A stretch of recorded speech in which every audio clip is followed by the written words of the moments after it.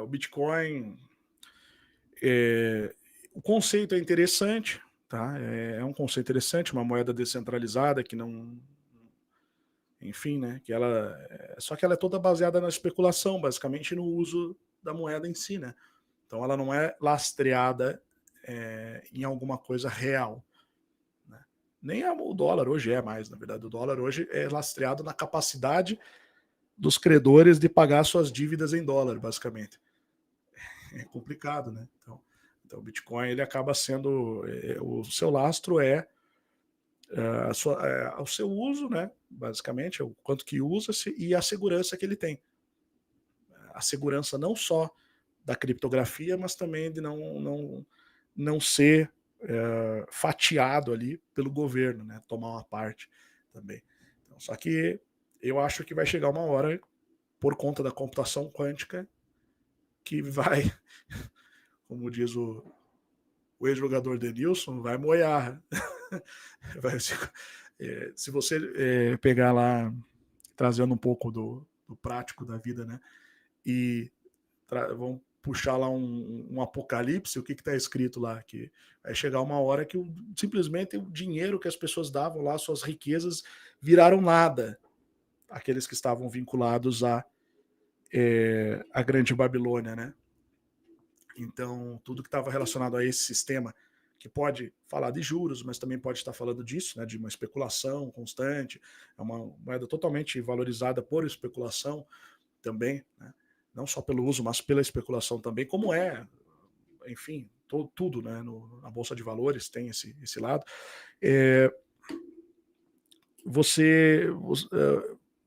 Você tem essa situação que diz que tudo isso vai perder o valor de uma hora para outra, simplesmente vai derreter e vai virar em nada. Então imagina, você tem lá toda a sua fortuna baseada no Bitcoin e de repente acontece alguma coisa específica, né? Vamos dizer assim, entrou lá um governo mundial e os caras falaram não vai mais usar isso, né? Ou vamos regulamentar isso em todos os locais. Claro, a regulamentação e a adoção por parte de todos os governos, ela poderia ainda manter a valorização pelo fato da adoção em si, né? Não pela regulamentação, mas pela adoção da moeda, né? Mas quando entra a computação quântica e os países brigando entre si, se acabar a segurança da Bitcoin, acabou a moeda, basicamente.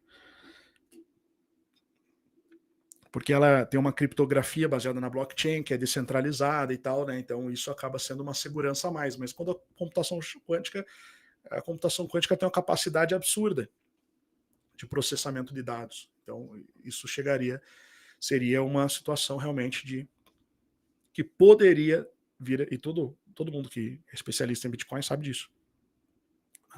Então ela pode ainda se valorizar por um tempo, acredita-se que ela vai se valorizar por um tempo, né?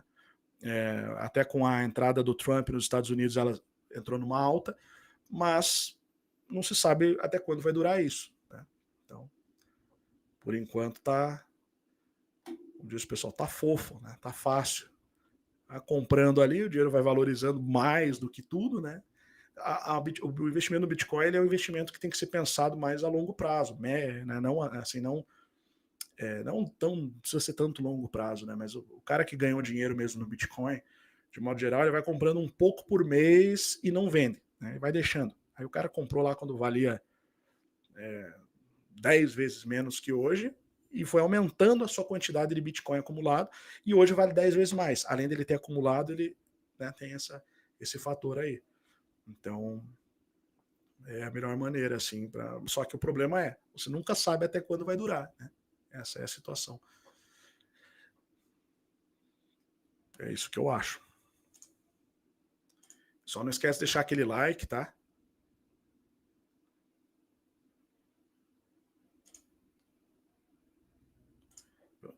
Carlos perguntou se eu já vi a bolinha do WhatsApp. Eu não vi isso. Pesquisar, assim, né? Isso é algo que hoje dizem até que até o seu microfone está captando informação, né? Basicamente. Isso não é de hoje, não, tá? Você sabe o Dan Brown, que escreveu o Código da Vinci? Ontem eu falei sobre teoria da conspiração, né? Eu falei um pouco sobre isso em relação ao Blue Beam, o termo teoria da conspiração, no caso. Mas se você pegar, existem algumas teorias da conspiração que eram totalmente rotuladas como teoria da conspiração e que depois se provaram como sendo verdadeiras, né? Uma delas é a que o governo americano espionava os seus cidadãos.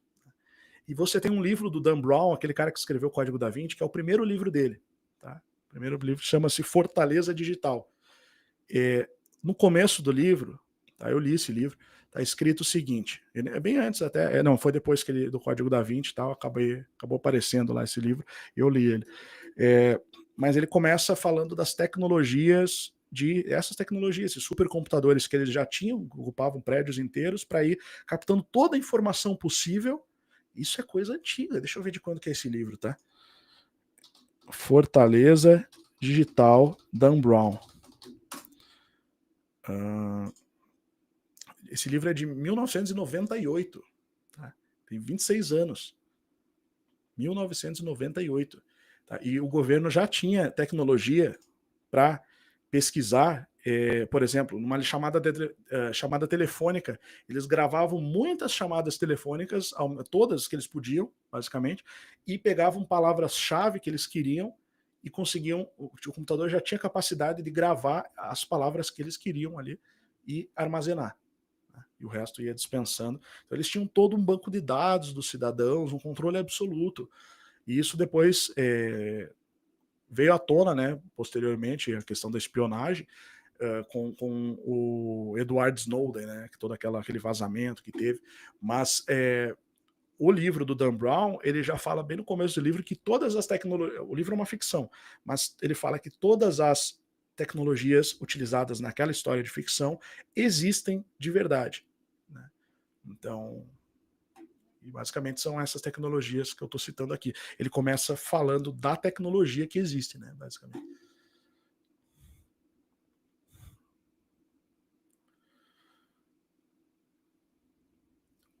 Deixa eu dar uma boa noite aqui. O Rui Fernandes, boa noite.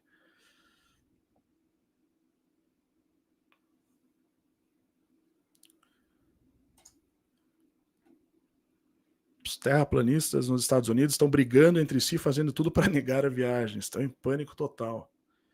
É complicado isso aí, né? Eu já falei, né? Lamentável. O cara fez, então, uma super Antártida gigante. Não, é assim, eu vi esse assunto, tá?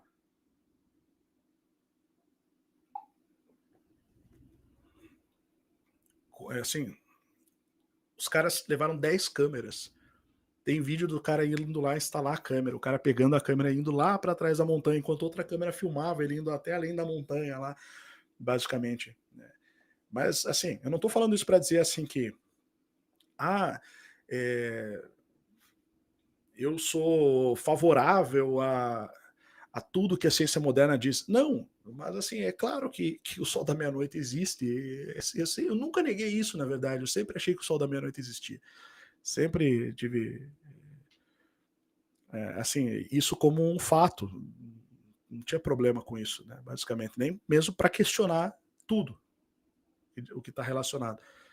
Mas o problema é o apego ao modelinho lá, né? Ao modelinho do chaveirinho, aquele modelinho que eles transformaram em objeto de culto, basicamente. Bom, vamos em frente.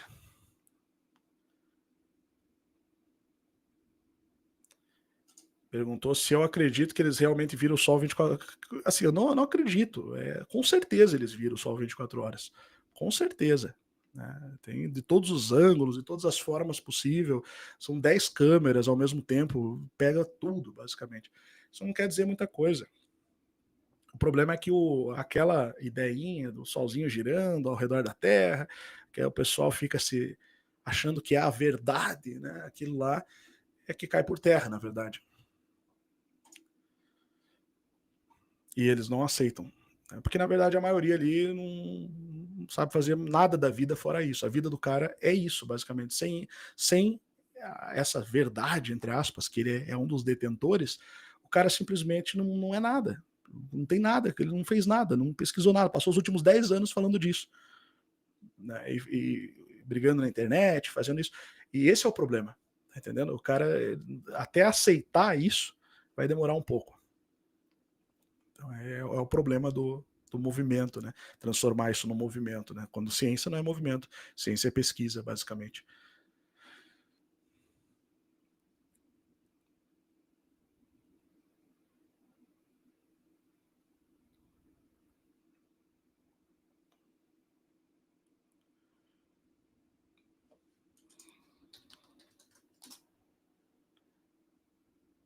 O pessoal perguntou aqui do Drex.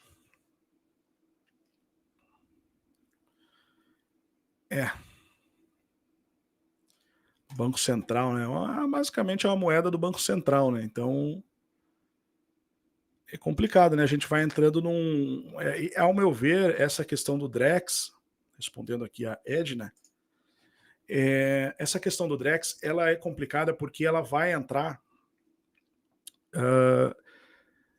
alinhada a um processo de digitalização total do dinheiro. Então é um passo que a gente caminha em direção à realidade chinesa do crédito social. Então, quando transformarem tudo em termo de adesão, a gente vai estar dentro do Round 6, literalmente, né? E aí até a pessoa pode ser propriedade dos seus credores ali. Isso é complicado. Então, esse é um problema, né? Cada país vai ter a sua agora, o seu Bitcoin nacional, digamos assim, né? Sua moeda digital. Não tem necessidade, né? Se você parar para pensar, já existe uma moeda. Então, apesar de ser uma moeda que hoje é fraca, enfim, o problema do real, né, é que ele vai se basear no valor do dólar, né, e não na riqueza nacional. Esse é o problema do real. E o dólar se baseia na capacidade dos credores pagarem suas dívidas em dólar. O dólar não é mais baseado num lastro real, como já foi no passado, baseado no ouro, né? Hoje não. Hoje o dólar é um sistema eletrônico, financeiro, que empresta dinheiro, basicamente, 10 vezes mais, vamos pegar um número aleatório, mas é mais ou menos nesse nível ou mais, 10 vezes mais do que existe. Tá? Então, basicamente, existe muito mais dívida do que moeda. Se as pessoas resolvessem sacar todo o seu dinheiro de uma vez, colapsava tudo. Tá? O real, é na hora. Mas mesmo o dólar, mesmo nos Estados Unidos, se todo mundo resolvesse sacar seus dólares de repente, simplesmente quebrava tudo, porque não tem dinheiro para todo mundo. É tudo mentira. Tudo se baseia na capacidade das pessoas pagarem dívidas em dólar, basicamente. Então, é feito uma. O sistema em si, ele é a base de dívidas. Ele é a base de endividamento. O Round 6, ele explora muito bem essa questão. Então, que ali você tem pessoas ali, o cara estava devendo. Só que todo mundo está devendo. 80% do Brasil hoje deve, basicamente. 80%, 78,5%. Das famílias brasileiras devem. Estão endividadas. Ou por causa de um financiamento de carro, financiamento de casa, empréstimo, cartão de crédito, limite, cheque especial, né? Essas coisas que todo mundo usa, basicamente. Então, complicado, né?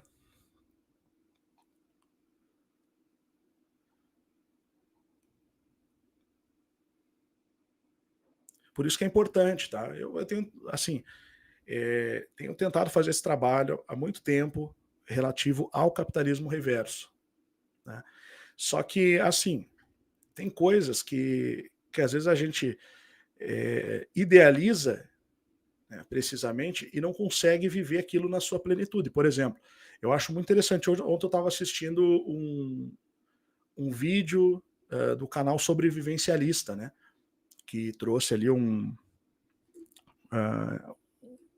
uma retrospectiva dos últimos 3 anos, bem legal e tal, de várias coisas que eles conseguiram implementar lá, né, no sítio em si. Então, assim, para o cara que só faz isso, até dá para fazer, né? O cara vai capitalizar em algum lugar na internet e tal e vai converter ali. Mas o meu foco, o meu objetivo não é esse, né, especificamente. Eu acredito nisso como um ideal que pode mudar muito a vida de todo mundo, né? E até para mim mais para frente. Tá? Eu tenho buscado fazer tentado fazer essa transição, gradativamente. Cheguei muito perto disso uma época, mas acabou que os caminhos da vida foram para outra direção e não deu para fazer, né. Mas o meu foco hoje é na questão da gente ampliar o trabalho de pesquisa e o trabalho de semeadura cultural do Instituto. Então é a gente trazendo essas informações, o despertar, as questões históricas que foram mal contadas, desvendando, trazendo um grau de consciência maior. Então eu pretendo fazer isso. O meu foco é esse, é na educação e cultura, basicamente, que precisa ser mudada no país. Isso é trabalhar na educação e cultura, né, basicamente. Então, mas eu acredito que o caminho é você fazer isso gradativamente e se desprendendo dessa máquina eh, que vai mantendo as pessoas escravizadas, que vai mantendo as pessoas presas nessa roda. O caminho é esse. Você não vai conseguir fazer isso de uma vez só. Tá? Nossas raízes dentro desse sistema são muito profundas. Então a gente está até o talo, em outras palavras, né? Português claro, preso nisso. Mas existem maneiras de você ir aos poucos, gradativamente, pensando e construindo seu futuro nesse sentido, para que você lá na frente tenha uma qualidade de vida melhor e seus descendentes, né, seus filhos e netos também. Né? Então isso é uma maneira de você projetar o seu futuro, tendo um objetivo. Né? Muita gente não está nem aí para isso, né? Porque eu sei que quem está aqui no Além da Nuvem, quem está assistindo, já pensa mais ou menos nessas coisas, né? Já tem essas ideias. Tá? Então, isso aqui é um negócio que está ficando absurdo, né? Quando você fala que quer aprender a tocar violão próximo ao celular, realmente. Aí você entra no YouTube, já tem a propaganda do cara dando curso de violão, os anúncios ali, né? Então, isso aí já está sendo averiguado, né? Esse tipo de coisa, esse tipo de vazamento de informação, até de voz, assim. Complicado isso. Privacidade não existe mais, tá? Então, existe se você for saindo gradativamente, né, em direção à vida selvagem. Aí você vai ter um pouco mais de liberdade. Mas, claro, você vai ter menos confortos, muitas coisas que você precisa e está acostumado você não vai ter. Então, é um processo, não é uma coisa imediata. Saia correndo. Talvez um dia tenha que fazer isso, mas por isso que é bom pensar e ir planejando, né? Então a gente pensa, só que eu penso na questão educacional. Assim, a gente ter toda uma estrutura voltada para isso, basicamente, para ir, como é que se diz, exponencializando esse processo, exponencializar mesmo esse processo.